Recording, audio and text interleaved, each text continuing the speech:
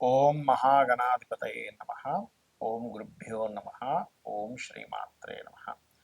పరమేశ్వర స్వరూపమైనటువంటి జ్యోతిష, వాస్తు మరియు ఇతర అనేకమైనటువంటి శాస్త్రములను మనకు అందించినటువంటి మహర్షులకి నమస్కారం. హయగ్రీవ హయగ్రీవ హయగ్రీవేతియో వదేత్తస్స నిస్సరదేవాణి జన్మకన్యా ప్రవాహవత్ అరుణాం కరుణాతరంగితాక్షీం ధృతపాశాంకుశపుష్పబాణచాపాం అనిమాదిభిరావృతాం మయూకైః అహమిత్యేవ విభావయే భవానీం. శ్రీమాత్రే నమః. ప్రేక్షకులకి ఆ లలితాంబిక అమ్మవారి యొక్క అనుగ్రహం పరిపూర్ణంగా కలగాలని మనస్ఫూర్తి కోరుకుంటూ మనం ఈరోజు చూడండి, మనం బయట సొసైటీలో కనుక చూసినట్లయితే ఎవరో ఏదో బ్లాక్ మ్యాజిక్ చేశారని, లేకపోతే ఏదో గాలి సోకిందని, దిష్టి బాగా తగులుతుందని, శత్రువులు ఏదో వీళ్ళ మీద ఏదో ప్రయోగం చేశారని, ఇట్లాంటివి మనం చాలా చూస్తూ ఉంటాం. అసలు అందులో ఎంతవరకు నిజం ఉంది? ఇక్కడ పాయింట్ బై పాయింట్గా చూసుకుంటే, అంటే ఒక్కొక్క లగ్నానికి అసలు ఏ గ్రహ దశ వల్ల, ఏ కాంబినేషన్స్ వల్ల అలాంటివి ఏర్పడతాయి. ఇక్కడ పాయింట్ నెంబర్ 1 ఏంటంటే అసలు సిమ్టమ్స్ ఏమిటి, అదేవిధంగా దీని మీద మోసాలు ఎలా జరుగుతున్నాయి, అలాగే భ్రమలు ఉంటాయి కొంతమందికి. సిమ్టమ్స్, మోసాలు, భ్రమలు, అదేవిధంగా అసలు ఎందుకు వస్తాయి ఇవి, అసలు ఎందుకు ఏర్పడతాయి, ఇవి తొలగిపోవాలంటే ఏం చేసుకోవాలి, అసలు ఈ కాలంలో అలా చేసేవాళ్ళు ఉన్నారా అనేటువంటి అనేకమైనటువంటి అంశాలు ఒక్కొక్క లగ్నరీత్యా పూర్తిగా తెలుసుకుందాం. మీరు వీడియో ఆఖరి వరకు చూడండి. అయితే ఈ విషయాలను ఎన్నో రీసెర్చ్లు చేసి చెప్తున్నటువంటి అంశం ఇది. ఈ యొక్క అంశం చెప్తుంది నేనైనప్పటికీ కూడా చెప్పేస్తుంది సాక్షాత్ అమ్మవారిగా భావిస్తూ భ్రమల్ని, భయాల్ని పోగొట్టుకోవడానికే ఈ వీడియో పర్టికులర్గా చూడండి, మీకు అర్థమవుతుంది. సింహలగ్నము, సింహరాశి. సింహం వారికి కనుక చూసుకున్నట్లయితే ఎక్కువగా సింహలగ్నం వారికి లగ్నాధిపతి బాగుంటే కనుక, అంటే గురువు రవి కనుక బాగుంటే, గురు సంబంధాలు కనుక కలిగితే వీళ్ళకి ఏమీ సోకదని గుర్తుపెట్టుకోండి. ఇక్కడ ఆత్మకారకుడు కనుక బలంగా ఉంటే, ఇప్పుడు చూడండి కొన్ని ప్రదేశాలు వెళ్ళినప్పుడు అక్కడ పలానా కొన్ని ఆత్మలు కనిపిస్తాయంట, కొన్ని ఇబ్బంది ఉంటుందట అని వింటూ ఉంటాం మనం. కానీ ఎప్పుడైతే ఈ రవి బాగుంటాడో ఏమీ దగ్గరికి రావు.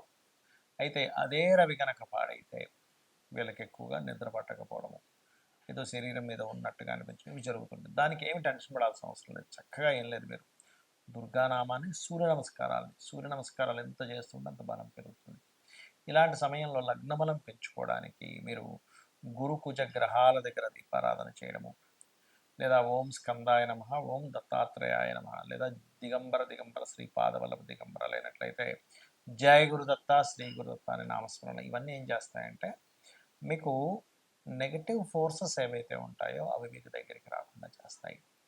ఇక మరికొన్నిసార్లు ఇదే లగ్నం వారికి ఏమవుతుంటుందంటే ధనస్థానము, కుటుంబ స్థానము, బంధువర్గ స్థానము, లేకపోతే కొన్నిసార్లు చూడండి ఏదో లాభం కలిసి వస్తుందని ఎవరో ఏదో చెప్పారని వెళ్ళిపోయి సరైన పద్ధతి లేకుండా కొన్ని ఆచారాలు, ఇప్పుడు మనం పాటించే దక్షిణాచారం అనుకుంటే ఈ కౌలాచారము, వామాచార పద్ధతులు ఏవో చేస్తారంటే సరైన పద్ధతి పాటించకుండా, ఆ ఆచారాలు తప్పను చేయకూడదని నేను చెప్పట్లేదు. ఏ ఆచారం పాటించేవారు ఆచారం పాటిస్తారు. కానీ ప్రతిదానికి కొన్ని నియమ నిబంధనలు ఉంటాయి. బ్రహ్మచర్యం పాటించేటువంటి ఇట్లాంటివేవో తెలుసుకోకుండా లాభాపేక్షతో చేస్తూ ఉంటారు కొంతమంది. ఇది ఈ యొక్క సింహలగ్నం వారు బుధ మహర్దశ నడుస్తూ బుధులు పాడైనప్పుడు అప్పుడు ఏమైపోతుందంటే అది రావాల్సింది రావడం పక్కకు పెడితే నెగిటివ్స్ కనెక్ట్ అవుతూ ఉంటాయి. అలాంటప్పుడు మీరు రెగ్యులర్గా ఓం నమో నారాయణాయ అనే నామస్మరణ మీకు ఒక క్లారిటీని ఇస్తుంది, గుర్తుపెట్టుకోండి. ఇక శత్రువులు, ముఖ్యంగా కొంతమంది అంటుంటారు, ఏమండి మా వాళ్ళు కాదు, మా పార్ట్నర్స్ వాళ్ళ యొక్క శత్రువుల ద్వారానే బాధపడుతున్నా అండి అంటూ ఉంటారు. దానికి కారణం శని పాడవడము అనేటువంటిది అర్థం చేసుకోండి. శని పాడైనప్పుడు ఎవరికైనా సింహలగ్నం వారికి చేయవలసింది ఏమిటంటే పుష్యమీ నక్షత్రం కానీ, లేకపోతే అనురాధ నక్షత్రం రోజు కానీ, పూర్వాభాద్ర నక్షత్రం రోజు కానీ ప్రధానంగా శని భగవానుడి దగ్గర దీపారాధన చేయడము, మరియు బెల్లముతో చేసినటువంటి పదార్థాన్ని అమ్మవారికి నైవేద్యంగా పెట్టి నలుగురికి పంచడము, ఇవి కనుక చేసినట్లయితే ఖచ్చితంగా ఆ యొక్క ఫలితాలు అనేటువంటి పాజిటివ్గా రావడం జరుగుతుంది. మనము పాయింట్ బై పాయింట్గా చూసుకుంటే అసలు సిమ్టమ్స్ ఏమిటి, ఈ గాలి దూరి తగిలిన వల్ల సిమ్టమ్స్ ఎలా ఉంటాయంటే నిద్రలో చులిక్కిపడి లేస్తుంటారు, గుర్తుపెట్టుకోండి. మన పైన ఏదో ఉంది అనేటువంటి ఫీలింగ్ కలుగుతుంటుంది. అది సమ్ టైమ్స్ నేను ఇందాక చెప్పినటువంటివి ఏవైతే ఇప్పుడు శని కానీ, కేతువు కానీ, పాడైన బుధుడు కానీ, పాడైనటువంటి రవి కానీ, రాహు కానీ, ఇట్లా ఈ కుజుడు నీచంలో ఉన్న కుజుడు కానీ ఈ దశలు వచ్చినప్పుడు సహజంగా ఏమవుతుంటుందంటే విశ్వంలో భగవంతుడు క్రియేట్ చేసిన సృష్టిలో పాపగ్రహ సంబంధాలు పాడై మహాదశలు, అంతర్దశలు, ప్రత్యంతర్దశలు నడిచినప్పుడు ఇక్కడ ఉన్నటువంటి కొన్ని పిశాచాల బాధలు పడుతూ ఉంటాడు మనిషి. శుభగ్రహ సంబంధాలు వచ్చినప్పుడు కొన్ని దేవతా గణాల యొక్క మంచి ఫలితాలు పొందుతుంటాడు. ఇది మెయిన్ కారణం అక్కడ ఎందుకు అలా అవుతుంది అంటే. రైట్. అయితే సిమ్టమ్స్ మాత్రం చెడు కళలు రావడం. చెడు కళలకి గజేంద్ర మోక్షం చదువుకుంటే క్లియర్ అయిపోతుంది. కాకపోతే ఉలిక్కి పడడం, వెనక నుంచి ఎవరో ఇలాగ వెళ్ళిపోయినట్టు అనిపించడం, ఏదో పని చేసుకుంటే వెనక నుంచి ఏదో ఒక నల్లటి ఆకారం వెళ్ళిపోయిందండి అంటూ ఉంటారు. ఇవి కొంతమందికి భ్రమలు కూడా ఉంటాయి. అంటే ఏమిటి, ఏమీ లేకపోయినా భ్రమ పడుతుంటారు. భ్రమ ఎవరు పడతారు? ఎందుకంటే మనం ఒక క్లారిటీకి రావాలి. నేను నిజంగా భ్రమ పడుతున్నానా, అవుతుందా, ఇది తెలుసుకోవాలి ముఖ్యంగా. ఎందుకంటే ఈ మీరు భ్రమపడుతున్న దాన్ని కొంతమంది సొసైటీలో మోసం చేస్తుంటారు కూడా. మీకు ఏదో వచ్చేసిందండి, మీరు ఇన్ని లక్షలు తీసుకురండి, ఇన్ని వేలు తీసుకురండి, ఫస్ట్ అక్కడ డబ్బులు పెట్టండి అని మిమ్మల్ని ఇబ్బంది పెట్టే వాళ్ళు ఉంటారు సొసైటీలో. ఇది బాగా గుర్తుపెట్టుకోండి. మరి ఏమండి, నాకు భ్రమ అవ్వచ్చు లేదా నిజంగా అవ్వచ్చు, ఏమిటి దీనికి పరిహారము అంటే కూడా చెప్తాను నేను మీకు. అలాగే మరొకటి ఏంటంటే ఇక్కడ భ్రమకి నిజంగా జరుగుతుందా అనడానికి ఏమిటి తేడా అంటే చెప్తా చూడండి.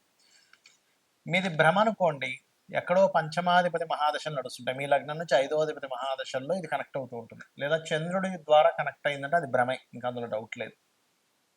నిజంగా జరుగుతుందంటే అప్పుడు ఏంటంటే మీరు సంబంధం లేకుండా ఉలిక్కి పడుతూ ఉంటారు. అది నిజమైందనమాట. అయితే అందులో ఇక్కడ మరి ఈ రోజుల్లో నిజంగా ఇలాంటివి ఏమైనా ఇప్పుడు మనం వింటూ ఉంటాం, పాతకాలంలో వినేవాళ్ళం, బాణామతి, చిల్లంగి, లేకపోతే రకరకాలు ఉంటాయి, రకరకాల చెడుకులు చేసేవాళ్ళు ఉంటారు. మరి ఈ కాలంలో ఉన్నారంటే చాలా తక్కువ అలాంటివి చేసేవాళ్ళు ఇప్పుడు. ఎందుకంటే ఇప్పుడు అంత ఓపిక కానీ అంత నిష్టగా ఉండేవాళ్ళు కానీ లేరు. ఎక్కడో ఓ లక్షలో కోట్లో ఒక వ్యక్తి దొరుకుతారు జెన్యున్గా ఉండేవాళ్ళు. మిగతా అంతా కూడా మార్కెట్లో ఉన్నదంతా కూడా ఫేక్ పీపుల్ ఎక్కువగా ఉన్నారు. ఇది మీరు గుర్తుపెట్టుకోండి. ఇది చాలామంది నాకు శత్రువు ఉన్నాడు, వాడి మీద ఏదో ప్రయోగం చేయడానికి ఎవరినో కలిశాను, ఇన్ని లక్షలు తీసుకున్నారు, ఏదో చేసేసాను అన్నాడు, ఇంకేవో చెప్తూ ఉంటారు. అవి మీరు నమ్మకండి దయచేసి. జెన్యున్ పీపుల్ చాలా తక్కువ. నేను ఇలాంటివి లేవనట్లేదు, ఉన్నాయి. కానీ ఇలా చేసే వాళ్ళ జెన్యున్గా ఉండే వాళ్ళ పీపుల్ చాలా అంటే చాలా తక్కువ, చాలా ఎక్కడో కానీ ఉండరు. వాళ్ళు దానికి ఎన్నో నియమనిష్టలు పాటించాలి, లేకపోతే వాళ్ళకి ప్రమాదం అనమాట అది. రైట్. అలాగే ఇక్కడ ఇంకొక విషయం ఏంటంటే అసలు వీటి నుంచి మీరు తప్పించుకోవాలి, వీటి నుంచి అసలు బయటపడాలి అంటే ఏం చేయాలి? శాస్త్రాల్లో చాలా ఉన్నాయండి పద్ధతులు. ఒకటి, నిత్యము చండీ ఇంట్లో కనుక పారాయణం జరిగింది, లేదా లలితా సహస్రనామాలు ఇంట్లో పారాయణం జరుగుతుంది, రోజు ఉదయం సాయంత్రం లలితా సహస్రనామాలు చదువుతున్నాయి, లలిత చదవడం కానీ, లేకపోతే ఖడ్గమాల ఇంట్లో మీకు ఉపదేశం ఉంటేనే ఖడ్గమాలు చేయాలంటారు. జరుగుతుంది అంటే ఆవరణ దేవతలు ఒక్కొక్క దేవత గురించి వస్తూ ఉంటుంది. ఆ దేవతలు మొత్తం రక్షణ కలిగించి మీకు నెగిటివ్ ఎనర్జీ పోయేలా చేస్తుంది, గుర్తుపెట్టుకోండి. ఒకటి. రెండవది, హనుమాన్ చాలీసా వచ్చండి నాకు, పొద్దున సాయంత్రం ఇంట్లో చేసుకుంటాను, లేదా రామ భజన ఏదైనా చేస్తాను ఇంట్లో, ఖచ్చితంగా అటువంటి నెగిటివ్ ఎనర్జీస్ తరిమి కొడతాడు ఆంజనేయ స్వామి. రెండవది. ఇక మూడవది ఏంటంటే, లేదండి మాకు ఒకసారి ఏదైనా ఒక పెద్ద కార్యక్రమం చేసుకుందాం అనుకుంటున్నాం, దాంతో క్లియర్ అయిపోవాలంటే చండీ పారాయణం, చండీ హోమం ఖచ్చితంగా ఇంట్లో ఇటువంటి నెగిటివ్స్ ఏమైనా ఉన్నా సరే పోగొట్టేలా చేస్తుంది, గుర్తుపెట్టుకోండి. ఇలాంటివి చేసుకోండి. కానీ అనవసరంగా ఏదో నమ్మి ఏదో భ్రమంలో బ్రతుకుతూ ఏదో అయిపోయిందని అనుకుంటూ దీనివల్ల ఏమవుతుందంటే, ఏమీ జరగనటువంటి మీరు ఏదో నాకు ఏదో ఎవరో ఏదో చేశారనో, ఏదో గాలి సోకిందనో, ఇలాంటి భ్రమంలో ఉన్నప్పుడు ఏమవుతుందంటే లైఫ్ అన్నిటిని పక్కన పెట్టేస్తాడు మనిషి. అంటే చేస్తున్నటువంటి ఉద్యోగము, వ్యాపారము, ఇవన్నీ వదిలేసి వాటి చుట్టూ తిరుగుతుంటాడు. కాబట్టి దయచేసి ఇటువంటి వాటికి మీరు ఈ రకంగా మీరు బయటపడవచ్చు. శుభ్రంగా ప్రతి క్షణము ఇవన్నీ చేయలేనండి, ఆంజనేయ స్వామిని తలుచుకుంటా సరిపోతుంది, లేదు శ్రీమాత్రే నమః అనుకున్నా కూడా సరిపోతుంది. అయితే ఇక్కడ ఎప్పుడు కూడా ఇంట్లో కనుక మీకు కొంతమందికి ఏంటంటే మనుషులకు ఉండదు కానీ ఇంట్లో నెగిటివ్ ఎనర్జీ వస్తూ ఉంటుంది. ఎలాంటి ఇల్లు ఒక్కోసారి మనం కొన్ని రోజుల పాటు ఎవ్వరూ ఉండకుండా ఇంట్లోకి ఏ ఊరు వెళ్ళిపోవడమో, లేకపోతే ఇల్లు ఖాళీ చేసి వెళ్ళిపోయి మళ్ళీ ఎప్పుడో 2-3 నెలల తర్వాత మళ్ళీ ఇంటికి వచ్చినప్పుడు ఏమవుతుందంటే నెగిటివ్ ఎనర్జీ ఫామ్ అవుతుంది. అలాంటప్పుడు ఖచ్చితంగా ఇంట్లో ఏ హోమమో, సత్యనారాయణ సంవ్రతమో, ఒక 11 రోజుల పాటు గోమూత్రాన్ని జల్లి నీట్గా తుడవడం చేయాలి. అలా చేస్తే ఏమవుతుందంటే కల్లుప్పుతోని కడిగడం చేస్తే అప్పుడు నెగిటివ్ ఎనర్జీ పోతుందండి. లేకపోతే ఏమవుతుందంటే అవి ఎవ్వరూ తిరగనటువంటి ప్రదేశము. ఎందుకంటే లోకంలో నెగెటివ్ ఎనర్జీ, పాజిటివ్ ఎనర్జీ 2 ఉన్నాయి, గుర్తుపెట్టుకోండి. దేవతా ఎనర్జీ ఎంత స్పష్టంగా ఉందో, పిశాచాలు, ఆత్మలు, ఈ ఆత్మలే రకరకాలుగా మారుతూ ఉంటాయి. మనిషి యొక్క ఆత్మే ఆ రకంగా మారుతూ ఉంటుంది.